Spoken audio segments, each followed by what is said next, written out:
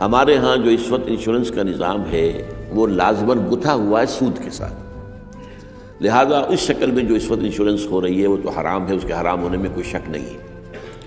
البتہ یہاں پر pure insurance کی بات اگر کی جائے جس کے اندر کہ کوئی سودی معاملہ نہ ہو، کیونکہ وہ پھر انویسٹ کرتے ہیں اور اس کا بھی پھر وہ جو ہے وہ نفع دیتے ہیں، وہ سب کچھ ہے، وہ سارا معاملہ ہے۔ اسی لیے جس نے کوئی بڑا بینک بنایا اس نے 7 انشورنس کمپنی بنا لی، حبیب بینک بن گیا، حبیب انشورنس کمپنی بن گئی، وغیرہ وغیرہ۔ آدم جی بینک تھا، آدم جی انشورنس بن گئی۔ البتہ یہ ہے کہ جہاں تک ایک مثلاً یہ کہ ایک انشورنس اس طرح کی ہے کہ چند تاجر جو ہے وہ بیٹھ کر طے کر لیتے ہیں کہ بھائی ہم اتنا ماہانہ ہم سب جمع کریں گے تاکہ ہم میں سے اگر کسی کو بڑا لاس ایک دم ہو جائے تو ہم اس کو کمپنسیٹ کر کے اپنے پاؤں پہ کھڑا کر دیں، تو اس کو کوئی حرام نہیں کہہ سکتا، جائز ہے۔ یہ تو ایک کوآپریشن ہے، کوآپریٹیو ایک آپ نے بنا لی ہے، اس کوآپریشن کے حوالے سے اس کو کون حرام کہے گا؟ یہ لائف انشورنس کا معاملہ جو ہے اس میں آ جاتا ہے ایک چانس اس نوعیت کا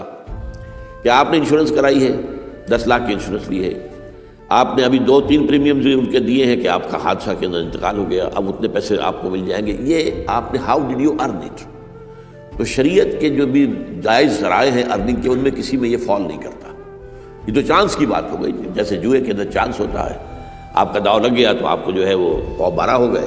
اور نہیں تو ظاہر بات ہے کہ آپ کی اپنی رقم بھی گئی۔ اسی طریقے سے یہ ہے کہ اگر وہ آپ نے جتنا بھی رقم جو ہے دی ہے وہ ہو سکتا ہے کہ وہ آپ بالکل ٹھیک ٹھاک اس وقت تک رہیں۔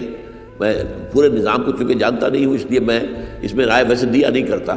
اس میں میرے بیٹے سے آپ ذرا بات کر لیجیے کسی وقت آ کر، جنہوں نے PhD کے کورسز مکمل کیے ہوئے ہیں اسلامک اکنامکس میں، عاطف وحید، تو وہ ہمارے وہاں قرآن اکیڈمی میں بیٹھتے ہیں، تو کبھی دن میں آ کے بات کر لیجیے۔ لیکن یہ چند باتیں وہ تھیں جو میں نے آپ کے ساتھ جو میرے سامنے واضح تھی وہ میں نے واضح کر دی۔